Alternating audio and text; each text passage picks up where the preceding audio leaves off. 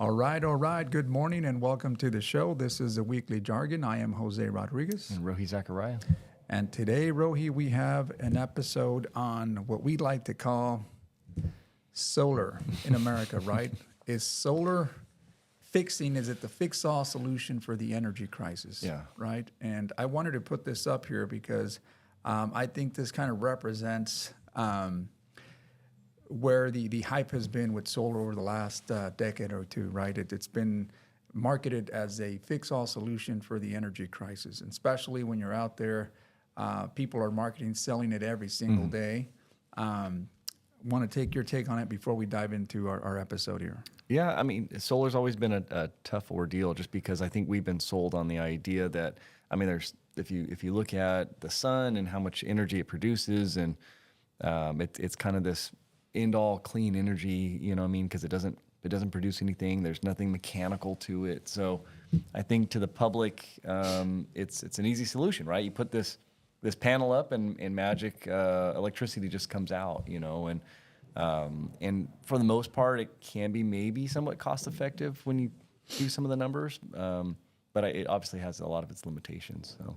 Okay. And I mean, we're not going to bash on solar because we know that it has a function, right? We have solar, and I think it does work. I think this episode is more, I want to say maybe more focused on the hype that it has, especially when it comes to residential solar, right? Yeah. I mean, we see it a lot. People out selling solar, promising that it's going to provide you these savings if you jump into it now, maybe a tax credit. And I think the first thing to do is define solar and how it's sold, right? You either buy solar, which was a very good benefit for many of those that got into the net energy metering. They call it the NEM 1, NEM 2, and now we're at NEM 3.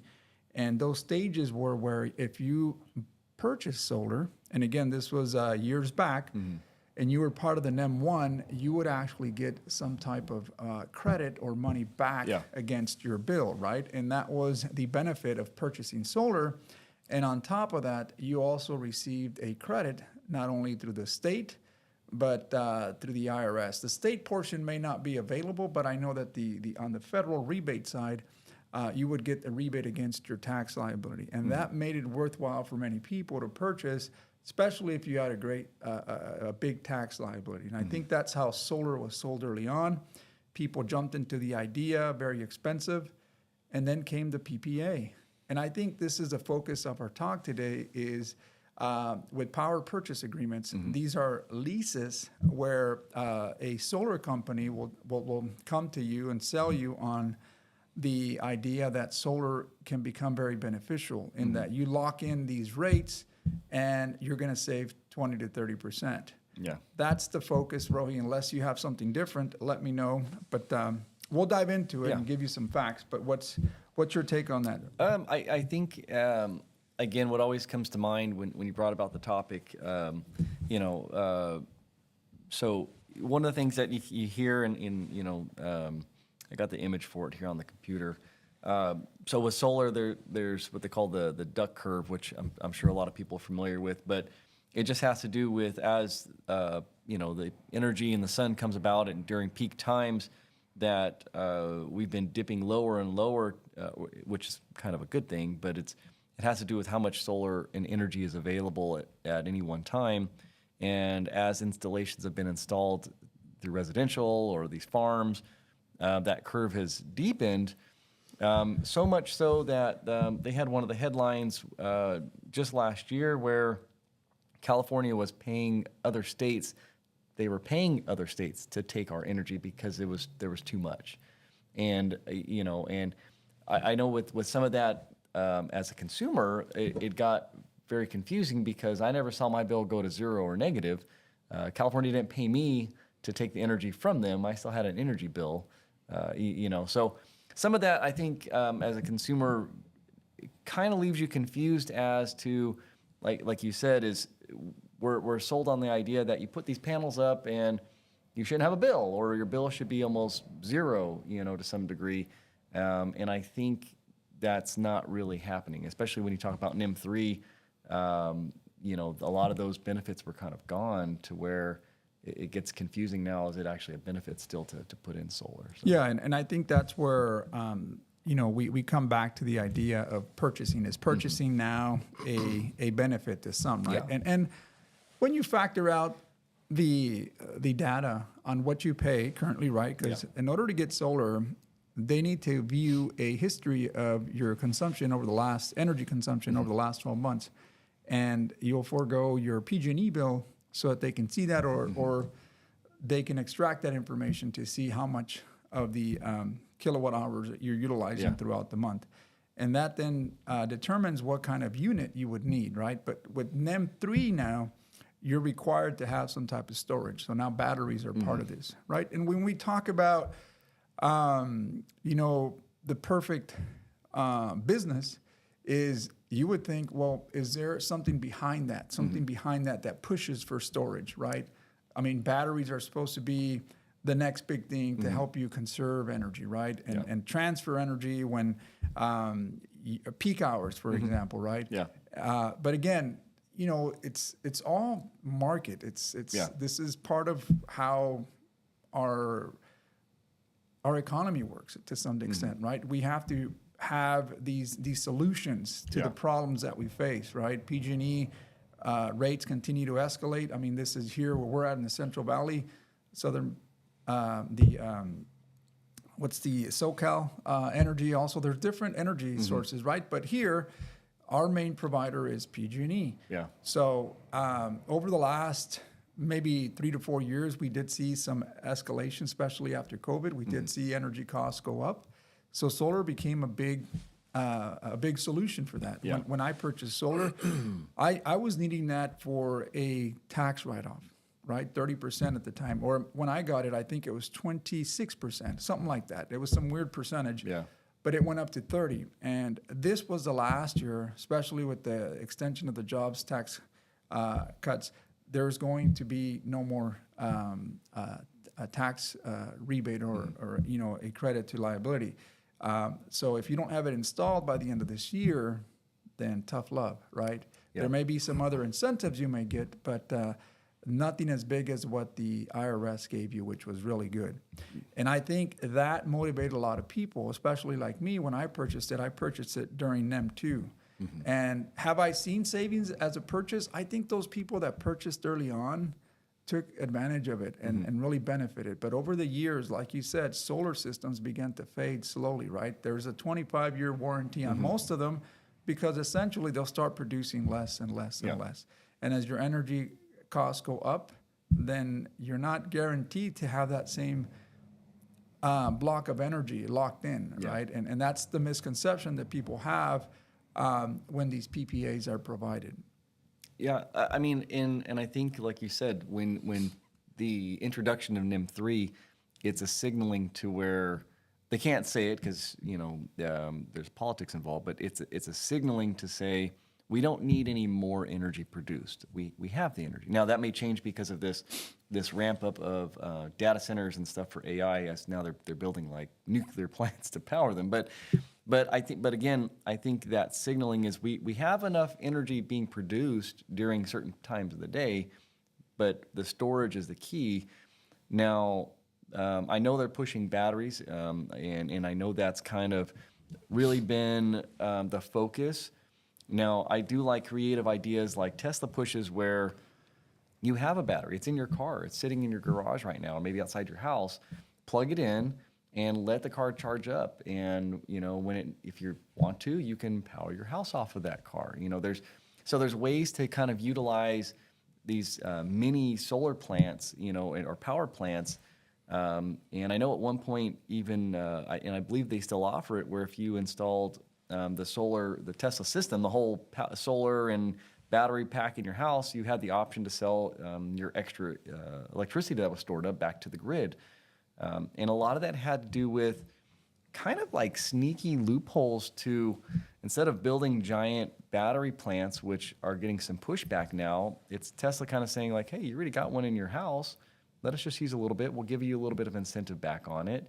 And they can kind of build these mega power plants without really going through a lot of the legal litigation of trying to like build a power plant, And And I think that's going to be key is, when you look at battery storage, there are a ton of ways to do it. You can do, even simple mechanical, where they literally use the excess electricity to raise giant weights either into the sky or down into the earth as simple battery storage solutions that don't make any kind of pollution, that don't have any kind of anything crazy to it except literally a chain and a weight, and the motor just raises that weight up, and then when you need to power it, lowers it back down, So there's definitely a lot of solutions that can be proposed.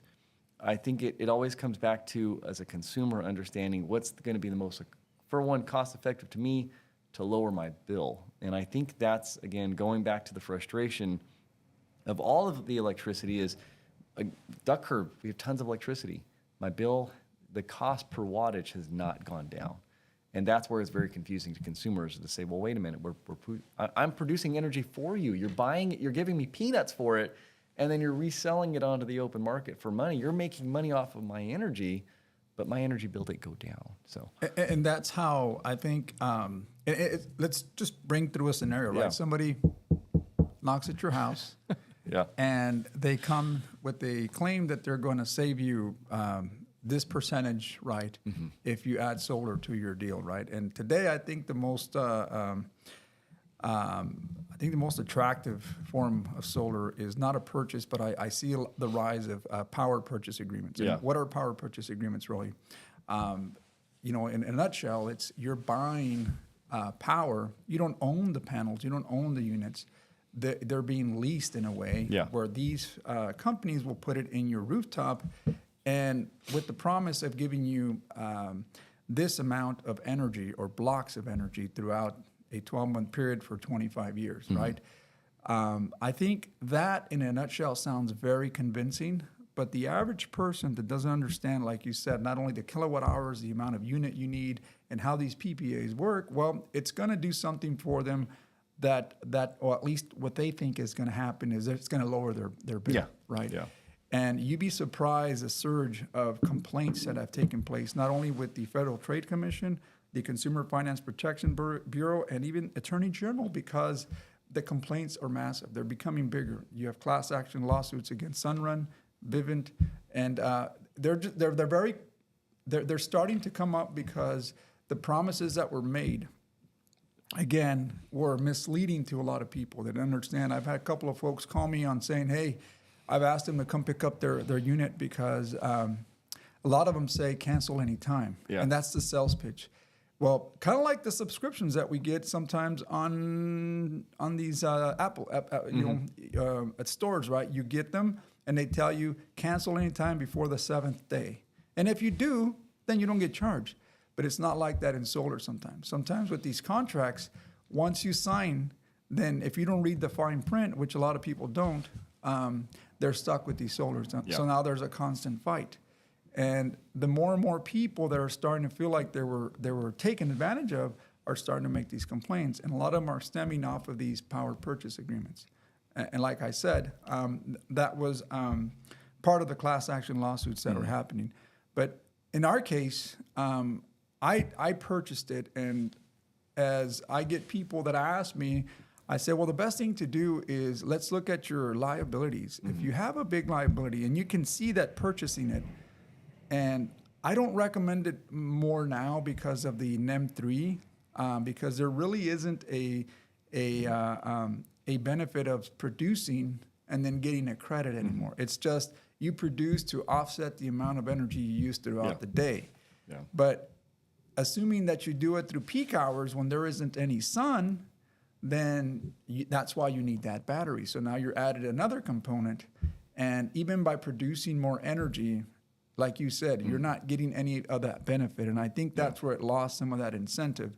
Now it's just a matter of increasing the grid to maximize the output that you can sell. Yeah, and I know with batteries, I mean, we've looked at it over the years, even before all the push for them. And the hard part was the rate of return, because again, when you looked at the lifetime of the battery, the lifespan of that battery, how much because again, it's coming back to ownership, right? Like, if I'm generating a kilowatt of energy through my solar, and my energy company has given me like 7 cents or 10 cents for that. But when I use it from them at night, they're back charging me now 50 cents or whatever it is, that current rate.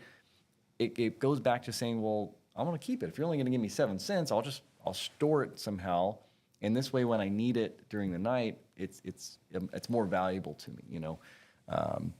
But even running those numbers, when we looked at batteries, a battery system install for a decent house would be usually two battery cells, which was like about 14,000.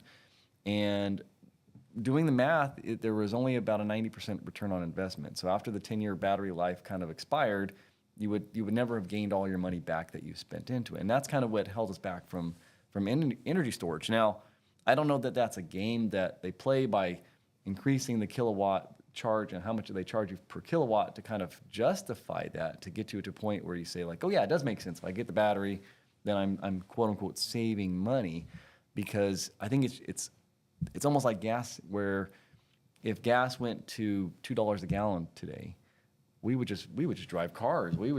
Forget electric cars and forget trying to, commute and join people commuting. It'd be just like, I'm gonna drive myself. I'm gonna get the most gas guzzling car there is because it's so cheap. And I don't want to feel like energy is like that, but it does. It feels that like if they don't keep increasing how much it costs to produce a kilowatt of electricity, there's no incentive to necessarily save, because if it went down to where it's only charging, like let's say energy was only 7 cents a kilowatt now, it doesn't matter when you used it. Man, I'd AC full blast during the summer, and I could care less about energy savings because my bill would go from $500 a month to maybe like $100 a month, and that would be probably okay for people, and just consume. So yeah, no, and I appreciate that, Rohi, because Sorry. You're right. And if there's no incentive, then there's no reason for someone to jump on it. And again, as rates continue to escalate, you start looking for what's better for me, right? If energy continues to go up at a certain rate and gas prices go down, then you're not going to see an incentive to want to go out and electrify your vehicle, because it's still cheaper. At the end of the day, it's what's going to dent my pocket, right? Is it going to be this, or is it going to be the fuel that I can get here at the gas station, or is it going to be the energy that I consume at my home? So part of this segment that we want to take advantage of is to also inform consumers, like, what are the questions that I should be asking, especially if someone does come knock at my door, right? Because it's very easy for salespeople to look at like who has solar, who doesn't, right? Because they just have to look at your rooftop. Yeah, they know. And a lot of times now with Google, they can certainly map out what homes and believe it or not, you will get a knock at your door. And it's not as aggressive as it used to be now. I don't see them coming around as much. Obviously, with mine, it's because I do have solar, but they're always asking if I want to add, right? Add is now the new term. Do you want to add any solar? Do you need any battery storage? And maybe they find out through some data that they collect, and they're able to see, do you need additional solar panels? And my response will always be, well, thank you, but at this time, I'm okay. My true-up isn't that big yet to the point where I need to do that. But at some point in the future, as the amount of energy that I produce continues to decrease, and I may consider that. But some of the things that I would look at is, one of the claims that salespeople will tell you is, you can cancel in anytime, right? Yeah. And we'll go with that. And in reality, you're locked in for about 20 to 25 years, Rohi. And recently, I have a friend that came to me asking me if I knew of any attorneys, because they promised him something and they didn't deliver. Now, I'm not going, I didn't get the details as who was the company, what have you, but he's fighting that litigation because he wants them to come pick up their equipment, right? And there's a litigation because now they forward him a balance of, hey, this is how much you owe me. Yeah. And it's really high balance, closer to $90,000, because now they want the full payment of the system. His counter is that your system's not producing what you promised, therefore here you go. Yeah. And I'm going to file a claim, and here you go. And that's kind of what you're starting to hear. I'm not saying that it's like that for everyone that gets solar. That experience doesn't happen to everyone, but it's happening more often with more folks. Yeah. Another claim is guaranteed savings, but the reality is escalating rates are often they wipe out the savings. So people, I think that when you get a solar or especially a power purchase agreement, you want to make sure you ask that important question. Does my contract have an escalating clause? And that's very important to know, because the more that it escalates, the cheaper the amount is up front. But over the long run, you're paying it with those escalations that you have. So it's very important to understand that. You want to know what that means when they say escalating. Rohi, I'm not sure if you have anything to add to that, but these are some of the... Well, and I think I can tell you from even, older clients that installed solar panels, I think that they had a big misconception in the sense of, I use X amount of kilowatts, per month, and then I get solar, and then I get to use more, and I think that may be adding to some of that confusion as well as, people getting a solar system for the I would say the average power consumption they had, but then, looking at our lives, even if you look at the last 10 years of let's say you lived in that home, everything's electronic now. I mean, if you have kids, how many, now your kids are they have their own computer, they have their own phone, they're staying in their room. How many, there's TVs in every room, so I think it's also a balance of, like you said, a solar panel from day one for the next 20 years is going to have a decline of output that it's going to be giving you back. But yet, over those same 20 years, your energy use is going to be increasing. So you're going to have that swing of maybe year one where you say, hey, you know what? I'm good. I maybe got a rebate because I was on NEM 2. Maybe PG&E gave me like $100, back instead of me owing. And then you start seeing that slide, and you start saying, well, you know what? I don't normally keep my AC at 65 during the summer, but hey, I got solar, so I'm going to drop that dial down a little bit because I like it cold in the house. And then again, you're not realizing it because you're not watching your true up, and then true up hits you at the end of the year, and all of a sudden now you owe like $1,000, $2,000 in true up. We want it now kind of mentality, And it's good to highlight or at least expand on true up. If you don't mind, Rohi, give me some details of a true up, because if I'm someone new into the solar and I'm looking to buy it, and somebody says, well, you get a true up. When I first heard that term, I was like, true up, what does that mean? I mean, at the end of the day, yes, you're not going to pay nothing throughout the month, other than your your charges that you get from PG&E.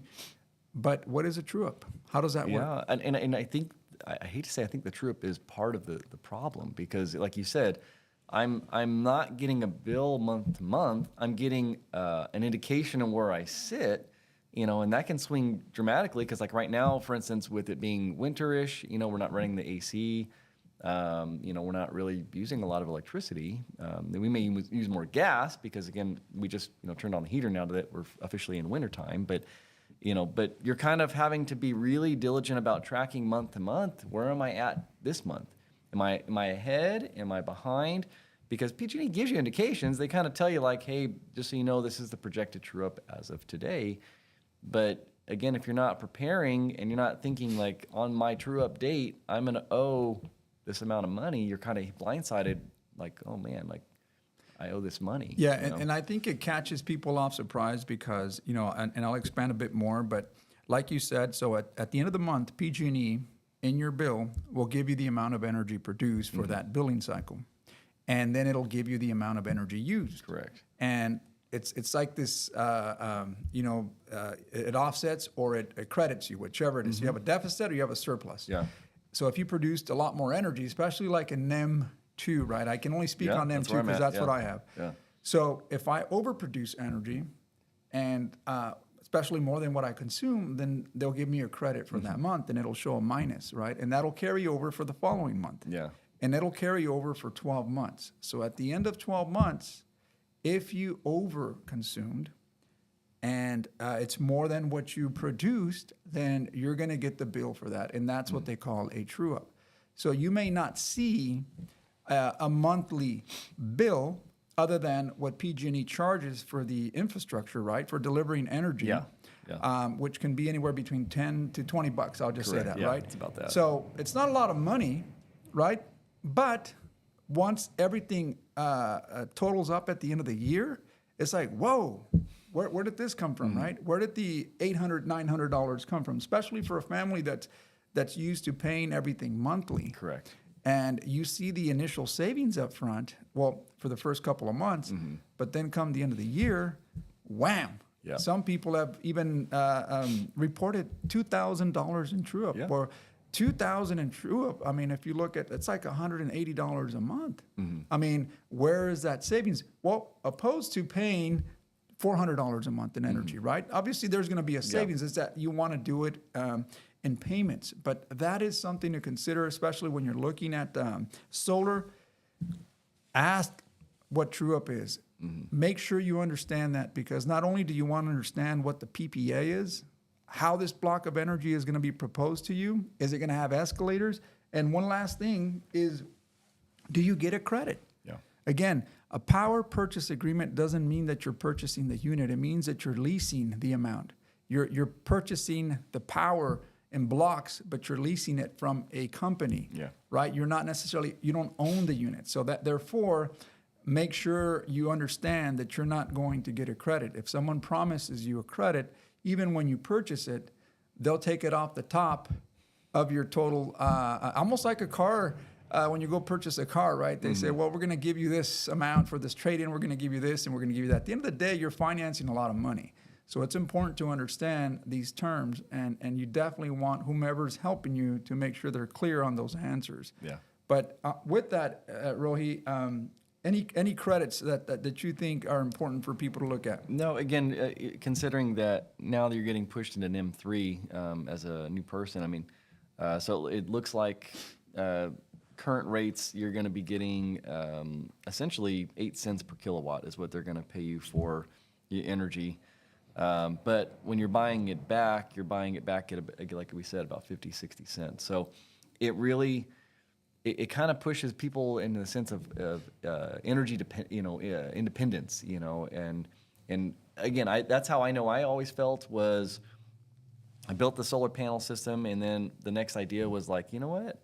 I don't want to be part of PG&E. I mean, I want to break off, and you find out obviously you can't. It's against the law, which is again another oddity, but it really just there's such a shift in people's mentality. I know we talked about it before of ownership versus this borrowing mentality, right? Like the Netflix and everything that we have in our lives now, we never own anything. Yeah. I pay a subscription to let me use yours, but I don't own any of that. There's a license to that subscription. Yeah, and there's terms and conditions to everything that you do, correct? So I guess I don't know if it's old school or it's bringing back that mentality of I want to own stuff. I want to know I've paid my share.